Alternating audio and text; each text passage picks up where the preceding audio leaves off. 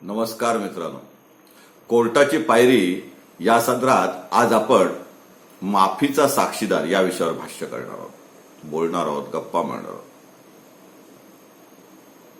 आता थोडं हे पेव जास्तच वाढले. काही मोठ्या मोठ्या गाजलेल्या पेपरात, गाजलेल्या खटल्यामध्ये हे माफीचा साक्षीदार प्रमाण बऱ्याच वेळा वाचायला मिळतं. म्हणजे एखादा मोठा खून खटला असतो, त्याच्यात मोटिव्ह रेकॉर्डवर आणायचा असतो, गुन्ह्याचा हेतू रेकॉर्डवर आणायचा असतो,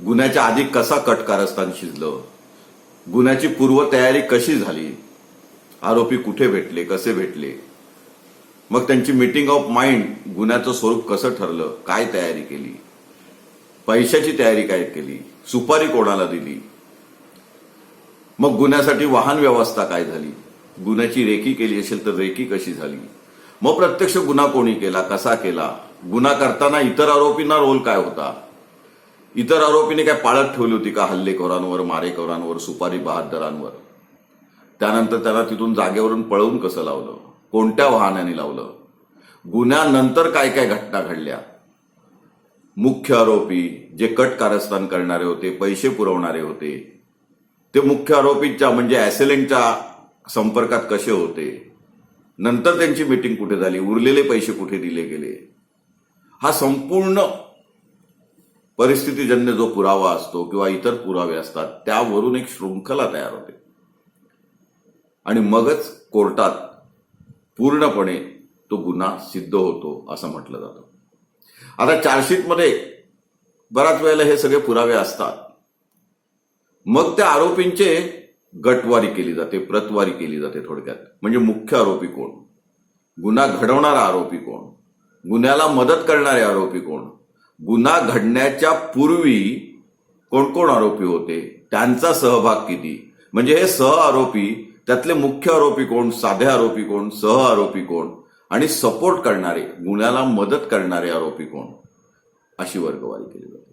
पण तरी सुद्धा बऱ्याच वेळेला काही परिस्थितीजन्य पुराव्यांमध्ये पूर्ण शृंखला काही तयार होत नाही, असं काही निर्माण होत नाही कोर्टापुढे की या सगळ्या पुराव्यावरून याच आरोपींनी याच प्रकारे हा गुन्हा केला आहे किंवा अन्य कोणत्याही आरोपीने हा गुन्हा केल्याची शक्यताच नाही. हे जे बियॉन्ड रिझनेबल डाऊट आहे हे सिद्ध करणं, खुंटा हलवून बळकट करणं ही प्रॉसिक्युशनची जबाबदारी असते, सरकार पक्षाची जबाबदारी असते. आणि जेव्हा काहीच हाती लागत नाही तेव्हा बऱ्याच वेळेला पळवाट शोधली जाते. मग कायद्यातली तरतुदी काही असतात. खरी कायद्यातली तरतूद काय की एका आरोपीचं स्टेटमेंट दुसऱ्या आरोपी विरुद्ध वापरता येणार नाही. एका आरोपीने जरी गुन्हा कबूल केला तरी सुद्धा त्या गुन्ह्याची कबुली, त्याची जबाबदारी दुसऱ्या आरोपींवर नाही, कारण तो सह आरोपी, कन्फेशन आहे त्याचं. मग त्याला पर्याय काय, म्हणून कलम 306चा आधार घेतला जातो, ज्याला अप्रुव्हर म्हणतात, माफीचा साक्षीदार म्हणतात. टेंडर ऑफ पार्डन घेतलं जातं, कोर्टाची परवानगी घेतली जाते आणि माफीचा साक्षीदार बनवला जातो. म्हणजे यातलाच हे जे सह आरोपी असतात, ज्याचा मेन रोल नसतो पण ज्याला सत्य गरिस्थिती माहिती असते, ज्याने गुन्ह्यात सहभाग घेतलेला असतो, असा आरोपी कोर्टापुढे येऊन कोर्टाची माफी मागतो, परवानगी मागतो आणि स्वतः साक्षीदार बनतो आणि मग आपल्या सहकाऱ्यांविरुद्ध साक्ष देतो. ही जी तरतूद आहे त्याला आपण माफीचा साक्षीदार म्हणतो. आता या माफीच्या साक्षीदारावरनं सपोर्टिंग एव्हिडन्स वाढतो, कोर्टाचा कॉन्फिडन्स वाचतो, सरकार पक्षाला आपला पुरावा सिद्ध करायला आणखीन बळकटी येते. सरकार पक्षाचा इतर सर्व पुरावा अधिक माफीच्या साक्षीदाराची साक्ष, जो आरोपी साक्षीदार बनलेला आहे त्याची साक्ष विचारात घेऊन बऱ्याच वेळा शिक्षाही दिली जाते. पण या पळवाटेचा फायदा गैरफायदा दोन्ही पक्षांना होतो. विशेष करून सरकार पक्ष किंवा हुशार तपासी अंमलदार असेल, हुशार सरकारी वकील असेल तर बऱ्याच वेळेला या सेक्शनचा वापर केला जातो. आता सर्वात महत्वाचं म्हणजे खरी पद्धत काय, आपल्याला या माफीच्या साक्षीदाराची तत्वही माहिती पाहिजे. मग 306 काय बोलते, 307 काय बोलते, 308 काय बोलते, हे जेव्हा आपण बघतो तेव्हाच 164चा जबाब सुद्धा महत्वाचा आहे विचारात घ्या. 164चा जबाब म्हणजे आरोपीचा न्यायालयासमोर, जेएमएफसी समोर, सीजेएम समोरचा जबाब, जो गुन्ह्याची कबुली देतो, गुन्ह्याबद्दल स्पष्ट माहिती देतो, गुन्ह्यात त्याचा सहभाग कसा होता, त्याला वैयक्तिक खरी माहिती काय ती सांगतो. आणि म्हणून 164ची जबाबाची परवानगी घेण्यापूर्वी हे माफीच्या साक्षीदाराचं प्रकरण विचारात घेणं आवश्यक आहे. म्हणजे समजा एखादा आरोपी जेलमध्ये आहे, त्याचा भाग काय, तर त्याच्या ट्रकने आरोपी आले आणि ट्रकमधनं एखाद्याला उडवलं, ऍक्सिडेंट केला. किंवा असे काही आरोपी असतात की चर्चेमध्ये भाग घेतात, सुपारी देण्याच्या, कट कारस्थानाच्या बैठकीला बसलेले असतात. असे जे बाजूचे आरोपी आहेत, जे मुख्य आरोपी नाहीत आणि गुन्हा मात्र मुख्य आहे, ज्याला 7 वर्षाच्या वरची शिक्षा आहे, खून आहे, दरोडा आहे, मोठा गुन्हा आहे. आता त्याला पश्चाताप होतो, तो एकतर जेलमध्ये असतो, न्यायालयीन कस्टडीत असतो, आणि मग तो अचानक कोर्टापुढे जातो. कोर्टाला एक विनंती पत्र लिहितो की यामध्ये मी आरोपी नंबर 8 असलो तरी या गुन्ह्याची जी काही खरी माहिती आहे ती मला मेहरबान कोर्टाला सांगायची आहे. मला योग्य ते पूर्तता होऊन मला साक्ष देण्यास परवानगी मिळावी, मला माफीचा साक्षीदार म्हणून घोषित करण्यात यावं. मी स्वखुशीने माफीचा साक्षीदार म्हणून येऊन खरी वस्तुस्थिती मेहरबान कोर्टासमोर साक्षीत सांगण्यास तयार आहे. आता हा अर्ज आला, कोर्टाने डोळे मिटून स्वीकारला आणि लगेच मान्य केला असं होतं का? नाही. कोर्ट स्वतः ज्युडिशियल माइंड अप्लाय करतं. खरंच या आरोपीची विश्वासार्हता किती आहे, या आरोपीचा रोल काय, चार्जशीटमध्ये ह्याच्यावर चार्ज कोणता फ्रेम केलाय, ह्याच्या विरुद्ध काय पुरावे आहेत, याचाही साकल्याने थोडक्यात विचार केला जातो. जो आरोपी आपल्या सहकारांना धोका देतोय, त्यांच्या विरुद्ध आता कोर्टात विटनेस बॉक्समध्ये येतोय, त्याचा गैरहेतू काय नाही ना. तो आरोपीचा साक्षीदार बनतोय म्हणजे आरोपीचे जे तोटे तो सहन करतोय त्यातून सुटण्यासाठी तर ही साक्ष तो देत नाही ना. ही साक्ष तो दबावाखाली तर देत नाही ना, कुठल्या आमिषाला बळी पडून तर देत नाही. पोलीस खात्याने काही त्याला आमिष दाखवली आहेत का, काही शब्द दिलेला आहे काय, काही प्रॉमिस दिलेला आहे का, ह्याची थोडक्यात चौकशी होते. आणि मग कोर्ट म्हणजे सेशन कोर्ट त्याला परवानगी देतं. त्यांनी जर जेएमएफसी समोर अर्ज केला असेल तर जेएमएफसी कोर्ट परवानगी देतं आणि त्याला एका विशिष्ट दिवशी 164च्या जबाबापुढे त्याकरिता योग्य त्या संरक्षणात जेएमएफसी कोर्टासमोर म्हणजे खालच्या फौजदारी कोर्टासमोर, मग सीजेएम असेल, एमएम असेल, मेट्रोपॉलिटन मॅजिस्ट्रेट असेल, त्यांच्या कोर्टात हजर राहायला सांगतं. कोर्टही त्याला पुरेसा विचार करायला संधी देतं. कोर्ट त्याला सांगतं, पुन्हा 164च्या ज्या अटी आहेत त्या सगळं सांगतं. त्याच्यावर पुन्हा कोर्ट खात्री करतं, त्याच्यावर दबाव तर नाही ना. तो जे स्टेटमेंट देतो ते त्याच्या विरुद्ध वाचता येईल हे त्याला कल्पना दिलेली आहे ना. याची सगळी माहिती दिल्यानंतर तो जर स्वखुशीने स्टेटमेंट देत असेल तर त्याच्या शब्दात ते स्टेटमेंट रेकॉर्ड केलं जातं. त्यामुळे 306ची परवानगी हे कोर्ट वेगळ्या पद्धतीने देतं. ती परवानगी देताना तो सत्य बोलेल याची खात्री करून घेतं, पडताळणी करतं आणि प्रत्यक्षात रेकॉर्डिंग मात्र 164 प्रमाणे जेएमएफसी कोर्टात होतो. आता तो जबाब पुन्हा जिथे केस चालते, सेशन केस आहे, तिथे सेशन कोर्टात येतो.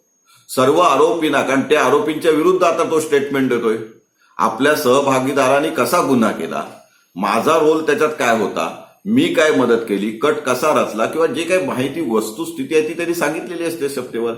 त्या 164ची प्रत आरोपींना दिली जाते. आता हा आरोपीपणातून बाजूला जाऊन साक्षीदार बनलेला आहे. त्याला वेगळं संरक्षण दिलं जातं. त्याची कोठडी असेल तर वेगळी दिली जाते. त्यापूर्वी आरोपींबरोबर तो असेल तर त्याला वेगळ्या कोठडीत घेतलं जातं, कारण आरोपींकडनं त्याच्यावर दबाव येऊ नये, पोलिसांकडनं त्याच्यावर दबाव येऊ नये, अशा अनेक घटक आहेत. आता कोर्टात जेव्हा केस चालते तेव्हा या माफीच्या साक्षीदाराची साक्ष सरकारी साक्षीदाराप्रमाणे होते. त्याला शपथ दिली जाते, त्याचा सरतपास होतो. त्यांनी पुन्हा हे सगळं सांगायचंय, गुन्हा कसा घडला, कारण हे सेशन कोर्टात आता साक्ष होणार आहे.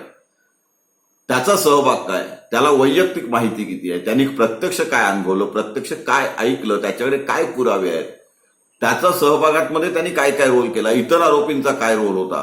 कोर्टासमोरचा मुद्देमालाचा ओळखायची वेळ असेल तर ते मुद्देमाल ओळखले जातात. कोर्टासमोरचे आरोपी तो ओळखतो आणि त्याची माफीचा साक्षीदार म्हणून साक्ष होतो. आता आरोपी अर्थातच नैसर्गिक न्यायाच्या दृष्टीने त्याने तर उलट तपास घेतलाच पाहिजे. मग आरोपीच्या वतीने या अप्रुव्हरचा, या माफीच्या साक्षीदाराचा यथेच्छ उलट तपास होतो. मग त्याच्यात अनेक घटक आहेत किंवा अनेक गोष्टी आहेत. हा माफीचा साक्षीदार कोणत्या परिस्थितीत बनवला गेला, कोणत्या स्टेजला बनवता गेला, सरकार पक्षाची अगतिकता काय होती, आयोची अगतिकता काय होती, एवढा सीआयडी कडे तपास गेला, इतका महिने तपास चाललेला तरी सुद्धा त्यांना पुरेसा पुरावा मिळाला नाही.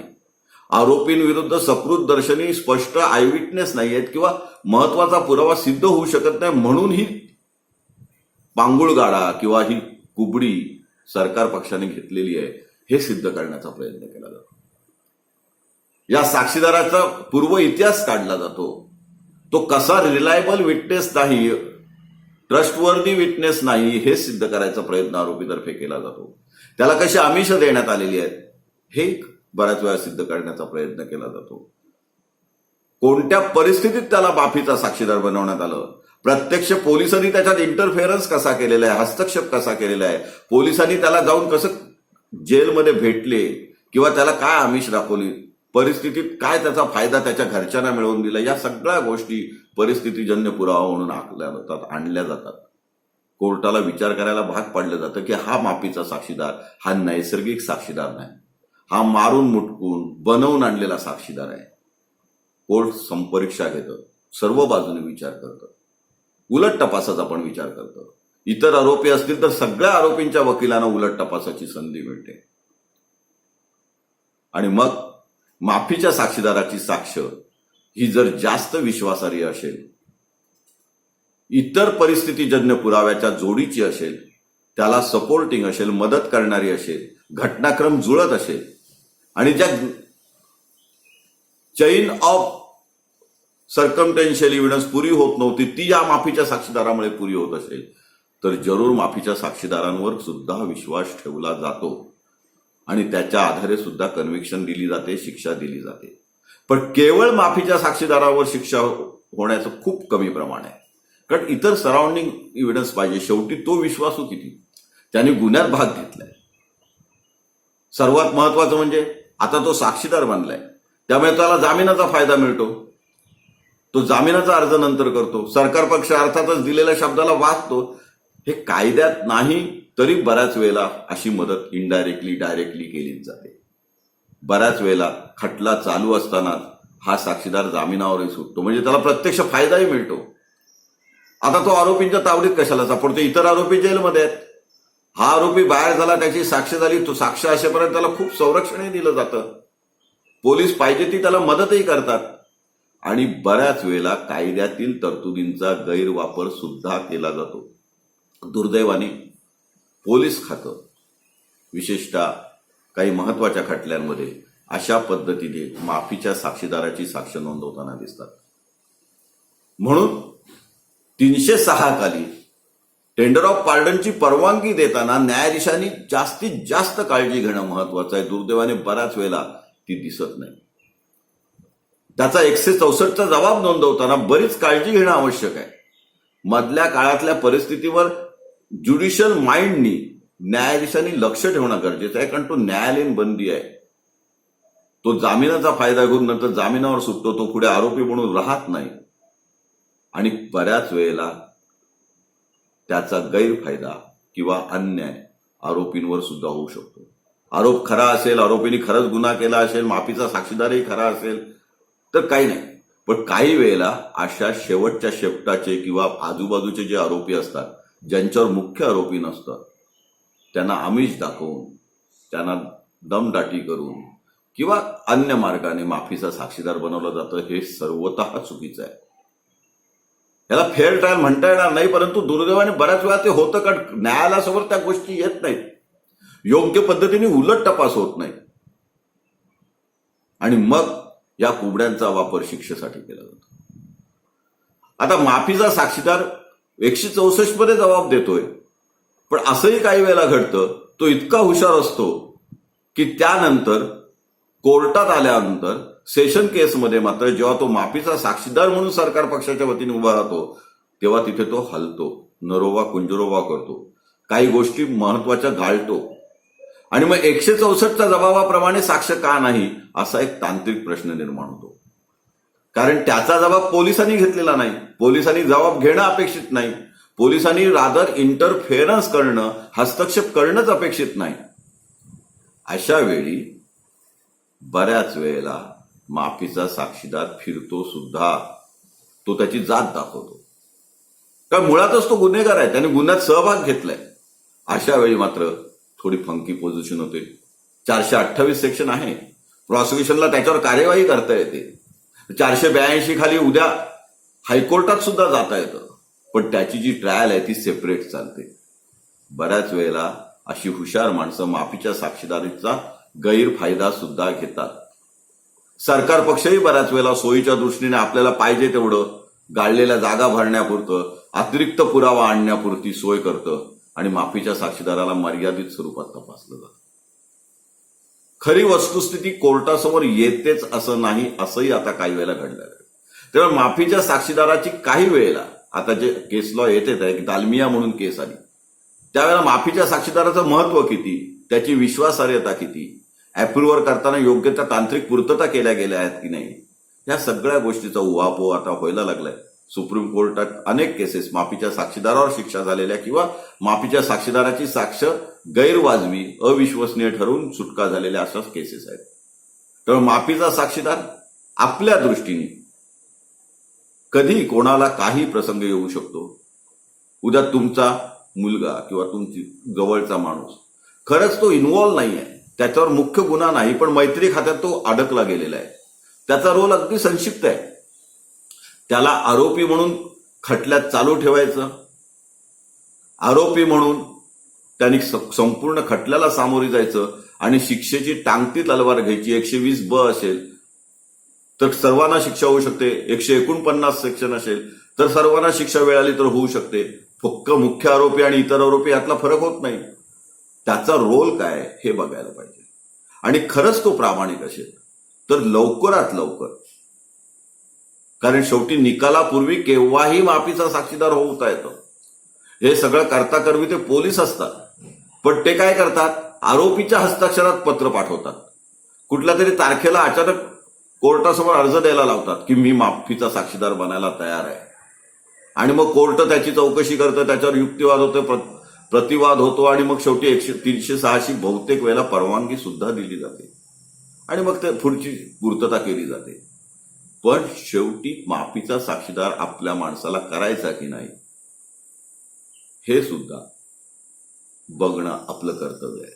केवळ जामीन मिळण्यासाठी, आरोपीपणातून सुटका होण्यासाठी इतर आरोपींना गुंतवणं, खरे नसतील आणि खोटे आरोप करणं, खोटा जबाब देणं हे सुद्धा खूप घातक ठरू शकतं. कारण त्यामुळे सुडाचा प्रवास चालू राहतो मित्रांनो.